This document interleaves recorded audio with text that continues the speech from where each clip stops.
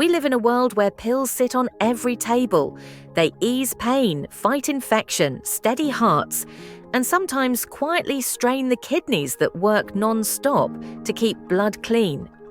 As the years pass, those filters grow more sensitive, yet prescriptions often multiply. Some medications are nephrotoxic, meaning they can slowly weaken kidney function, letting waste build up where it shouldn't. Kidney damage wouldn't come suddenly. It happens stage by stage, and medication gives them a boost to grow. Well, in this video, we'll uncover 7 medications that may quietly harm your kidneys long term. So, without wasting time, let's begin with number 7, diuretics. If you've ever dealt with fluid retention or swelling, especially with heart failure, kidney failure, or liver cirrhosis, there's a good chance a diuretic has been part of the conversation. These are often called water pills, and some mild forms are sold over the counter, while prescription versions are usually much stronger. Common ones include hydrochlorothiazide, HCTZ, bumetanide, Bumex, furosemide, Lasix, spironolactone, aldactone, and acetazolamide, Diamox. All of them work by increasing how much urine your body produces. By helping push extra salt and water out, they can lower blood pressure, which matters because high blood pressure is one of the biggest risk factors for kidney disease. For that reason, diuretics are often considered generally supportive when it comes to kidney health. But generally helpful doesn't mean risk-free. Diuretics don't damage the kidneys the same way NSAIDs do. They don't directly attack the kidney's filtering units. Instead, they act later in the kidney's process, changing how concentrated your urine is and shifting electrolyte levels like sodium and potassium. That increased urine output is exactly what makes them useful, but it's also what can create problems. When doses get too high or use becomes excessive, dehydration can develop. Dehydration is a serious risk factor for kidney injury because the kidneys need steady blood flow and fluid balance to work properly. When the body runs dry, kidney stress rises fast. One hospital study followed 131 patients with acute kidney injury who were using diuretics between 1999 and 2010. Almost all of them, 96.2%, already had at least one medical condition before starting, and chronic kidney disease was the most common, affecting 55%. Researchers found that people on diuretics showed higher rates of kidney disease and related risk factors like hypertension and diabetes. The risk increased with higher doses. About 27.5% of acute kidney injury cases were linked to diuretics alone, while the rest involved diuretics combined with other drugs. That's why starting or adjusting a diuretic should always involve your doctor. If you live with CKD and take a diuretic, staying hydrated and regularly monitoring electrolytes and kidney function is essential. Number 6. ACE inhibitors. If you're managing high blood pressure, heart problems, or kidney disease, chances are an ACE inhibitor has come up. These are prescription medications widely used to lower blood pressure and treat conditions involving the heart, blood vessels, and kidneys. Common ones include lisinopril, sold as Zestril or Prinavil, Ramipril in Altace, enalapril found in Vasotec, and benazepril in Lotenzin. They work by blocking an enzyme that produces angiotensin II, a chemical that tightens blood vessels and raises blood pressure. When that enzyme is blocked, blood vessels relax, pressure drops, and strain on the heart decreases. Under normal conditions, ACE inhibitors also improve blood flow to the kidneys, easing their workload and helping protect them over time. Because of that effect, ACE inhibitors are often recommended for people with kidney disease.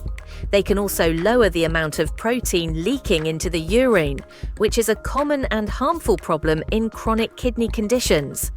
So despite the fear many people have, these medications are usually considered kidney protective, not kidney damaging. That said, they aren't risk-free.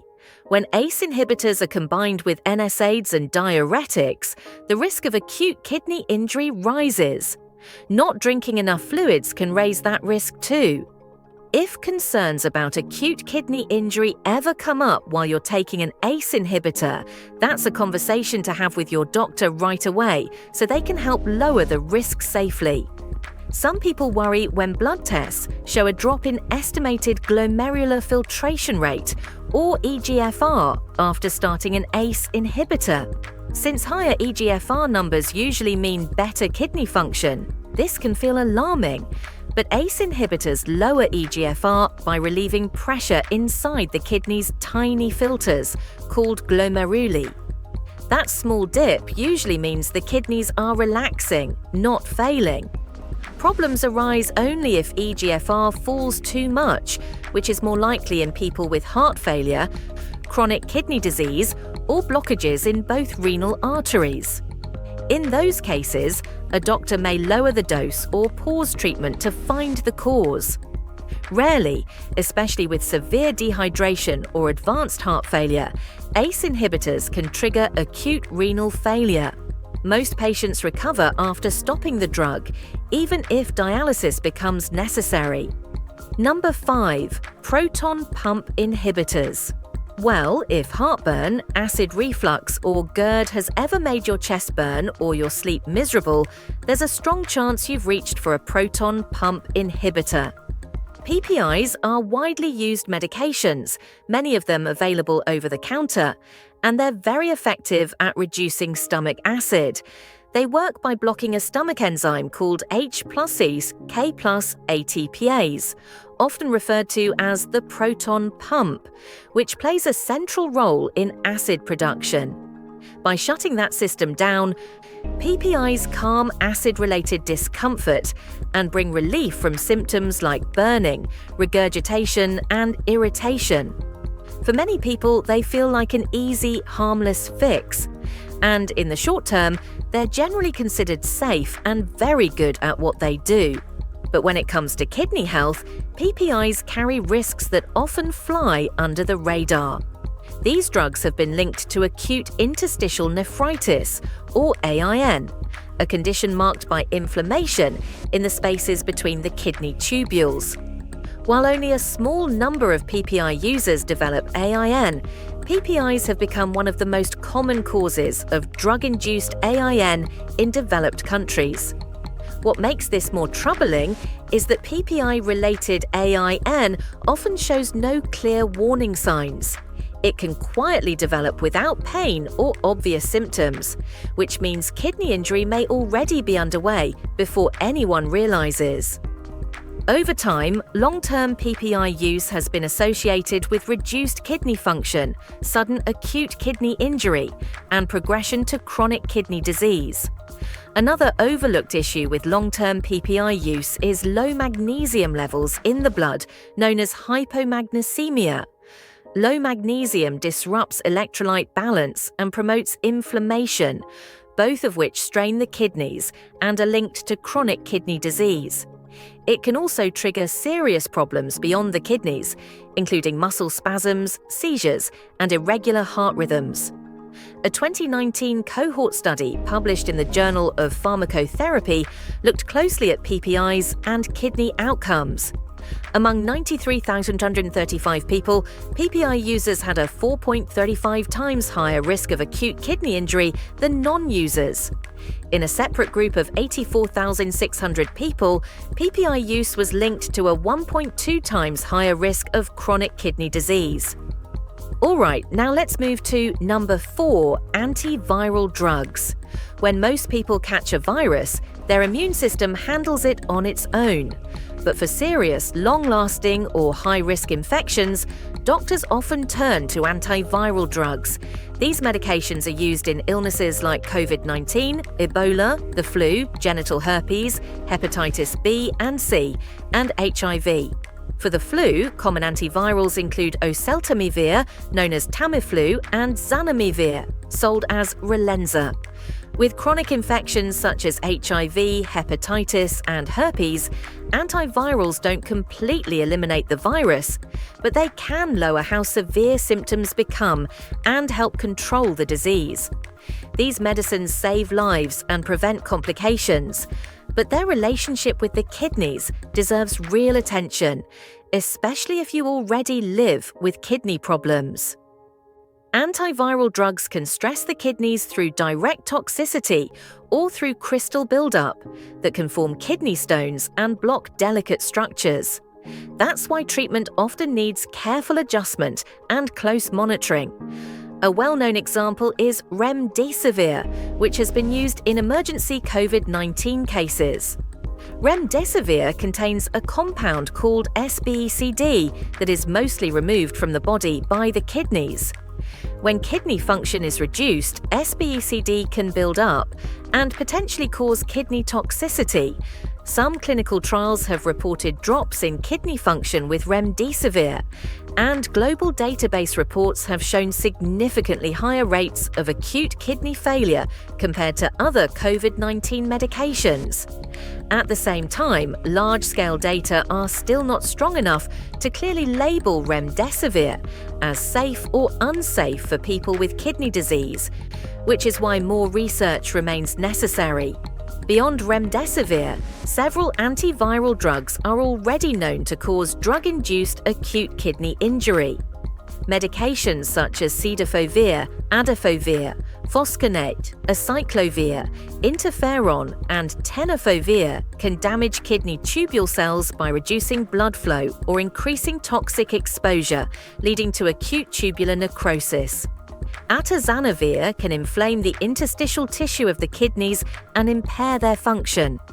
Acyclovir, indinavir, and foscarnet can form crystals that clog kidney tubules. Some drugs like Viriad and Foscarnet may help manage certain kidney-related complications, yet they still carry a real risk of kidney failure. Number 3. Antibiotics. Antibiotics are prescribed every single day for things like sore throats, skin infections, pneumonia, and urinary tract infections. You've probably heard names like Cipro, Augmentin, Flagyl, Bactrim, or amoxicillin. These medications, also called antibacterials or antimicrobials, are designed to fight bacterial infections, either by killing bacteria outright or by stopping them from multiplying. When they're truly needed, antibiotics can be life-saving. But they aren't harmless, and they aren't meant for everything. They do not work against viral illnesses like colds, flu, bronchitis, most coughs, and most sore throats. That's why it's important to pause when antibiotics are prescribed and understand exactly why they're being used. When antibiotics are given unnecessarily or used incorrectly, side effects can follow, including diarrhea, liver problems, and kidney injury. Even when they are prescribed properly, some antibiotics are known to be harder on the kidneys than others. Polymyxins, aminoglycosides, and vancomycin are all examples of antibiotics that can damage kidney tissue. Your kidneys play a major role in filtering antibiotics out of your bloodstream. Polymyxins can injure kidney cell membranes directly. Aminoglycosides can build up inside kidney cells, leading to cell death and damage to the kidney tubules. In many cases, the exact way antibiotics cause kidney injury isn't fully understood, but inflammation and direct harm to kidney cells appear to play major roles. Using antibiotics safely matters more than most people realize. According to the Centers for Disease Control and Prevention, and a study published in the Journal of the American Medical Association, nearly 1/3 of antibiotics prescribed in the United States are not appropriate for the conditions being treated. That's a staggering number. Before starting an antibiotic, it's reasonable to ask your doctor, is this necessary? If an antibiotic is truly needed, taking it exactly as prescribed is critical. Follow the dose, timing, and any food instructions closely. Even if you start feeling better, never save leftover antibiotics for later and never share them with someone else. Number 2. Non-steroidal anti-inflammatory drugs. A lot of people don't recognize the term NSAIDs, but almost everyone recognizes the names. Ibuprofen, aspirin, Motrin, ketorolac, celecoxib, and naproxen all fall into this group. Some of them sit on pharmacy shelves without a prescription, which makes them feel harmless. In reality, NSAIDs are among the most commonly used medications in the world, with over 30 million people taking them every single day. They're used for headaches, sprains and strains, cold and flu aches, arthritis pain, and chronic joint problems. At their core, NSAIDs work by blocking an enzyme called cyclooxygenase, or COX. This enzyme helps produce substances that trigger pain and inflammation. But COX also plays a critical protective role in the kidneys, especially during physical stress, and helps regulate how the body handles sodium and water. Blocking it doesn't just dull pain, it changes how the kidneys protect themselves. That change is exactly why NSAIDs can harm the kidneys. All NSAIDs can cause acute kidney injury, especially in older adults, at high doses, or when used for long periods. The damage usually happens in two major ways, both tied to COX inhibition. First, blocking COX can narrow blood vessels inside the kidneys, reducing blood flow. That reduction can cause fluid retention, rising blood pressure, and mild temporary drops in kidney function. When this stress continues, it can escalate into acute tubular necrosis, where kidney tubules are damaged from lack of oxygen, and even acute kidney failure. Although it may begin as a sudden injury, it can eventually progress into chronic kidney disease. Second, despite being anti-inflammatory drugs, long-term NSAID use can actually trigger inflammation inside the kidney tubules themselves. This form is less common, but it's real and dangerous. Worldwide, kidney problems related to NSAIDs affect about 1% to 5% of daily users. That translates to roughly 500,000 to 2.5 million people developing kidney injury from NSAIDs every year. These drugs are also frequently involved in hospital admissions for adverse drug reactions, some of them fatal. A 2006 study in the Journal of the American Society of Nephrology examined over 10,184 people prescribed NSAIDs and found a 26% increased risk of acute kidney injury, especially within the first 30 days. Number 1. Lithium. Lithium is a long-standing mood stabilizer used for mental health conditions like mania and bipolar disorder, where moods swing between intense highs and deep lows. Brand names include Priadel, Camcolit, Liscanum, and Liquid. For over 60 years, lithium has helped many people regain emotional stability, but its effects on the kidneys deserve serious attention. Long-term lithium use can lead to both acute and chronic kidney disease, kidney cysts, and in rare cases, end-stage renal disease. Early kidney damage may be reversible, but over time it can become permanent. One major risk is nephrogenic diabetes insipidus, where the kidneys stop responding properly to antidiuretic hormone. This causes extreme thirst and excessive urination. Other warning signs include frequent nighttime urination, dehydration, low blood pressure, fast heartbeat, and mental changes. Lithium can also cause hyponatremia, dangerously low sodium, which may trigger muscle breakdown, seizures, coma, or death. Maintaining proper salt and fluid intake, using the right dose, and getting regular kidney blood tests are essential. Always tell your doctor about any kidney, heart, thyroid, or other serious conditions before starting lithium. Keeping your kidneys healthy often starts long before another pill ever enters the picture. Small daily choices can quietly reduce how much medication your body even needs. Eating a balanced diet with lean protein, plenty of fruits and vegetables, and staying physically active all help protect your kidneys and support the systems that depend on them. If this video helped you, there's another one waiting on your screen that goes even deeper. It breaks down 18 everyday habits that can quietly damage your kidneys and what to do instead. We'll see you there. Until then, stay informed and take care of your health.